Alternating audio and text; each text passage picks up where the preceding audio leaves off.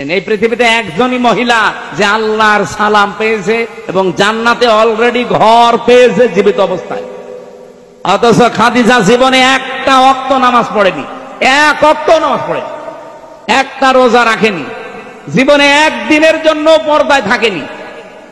বলেন, তার পুরা জীবন আমি পড়ে দেখেছি, জীবনে কোনোদিন তিনি পর্দায় ছিলেন না, নামাজ পড়লেন না, রোজা রাখলেন না, হজ করলেন না, যাকাতও দেননি, পর্দায়ও নেই, অথচ আল্লাহ সালাম দিয়েছে, জান্নাতে ঘর বানিয়ে পাঠিয়েছে।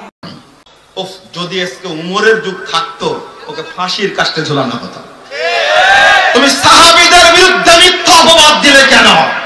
যে সব সাহাবায়ে কেরাম বা তাবেঈন ছিলেন, তাদের বিরুদ্ধে আমাদের অন্তরে বিদ্বেষ আছে, ঘৃণা আছে বা শত্রুতা আছে না। তারা সকলে সাহাবায়ে কেরাম, তাদের সকলকে আমরা ভালোবাসি। এটা হচ্ছে আহলে সুন্নাত ওয়াল জামাতের লক্ষণ। আর যদি আপনার অন্তরে বিদ্বেষ চলে আসে, তাহলে আপনি কোরআন বিরোধী কাজ করলেন।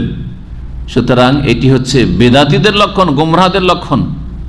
রব্বানা ওয়াল্লাযীনা জাউ মিন বাদিহিম ইয়াকুলুনা রব্বানা ইগফির লানা ওয়া লিইখওয়ানিনা আল্লাযীনা সাবাকুনা বিল ঈমান ওয়া লা তাজআল ফী কুলুবিনা গিল্লাল লিল্লাযীনা আমানু রব্বানা ইন্নাকা রাউফুর রহিম। সূরা হাশরে আল্লাহ দুআ শিখিয়েছেন যে পরে যারা আসবে আমাদের মতো, সাহাবায়ে কেরামদের পরে, জাউ মিন বাদিহিম ইয়াকুলুনা, তারা দোয়া করবে সাহাবায়ে কেরামদের জন্য, কি বলে?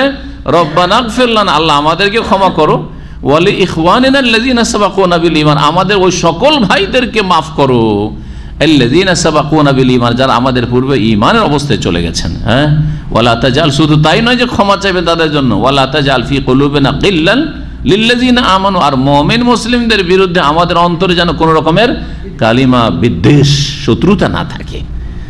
সুতরাং সামান্যতম যদি আপনার অন্তরে শত্রুতা হয়, আরে আলীর বিরুদ্ধে এই লোক কি করে গেল, হ্যাঁ, আমার কি করে এই লক্ষণ করলো, তাকে আমি ঘৃণা করি, তাহলে আপনার মধ্যে নিফাক রয়েছে। কারণ সাহাবায়ে কেরামদের ক্ষেত্রে যদি অন্তরে বিদ্বেষ থাকতো, এটি হচ্ছে নেফাক, মুনাফিকি, কপটতা, এটি হচ্ছে গোমরাহি।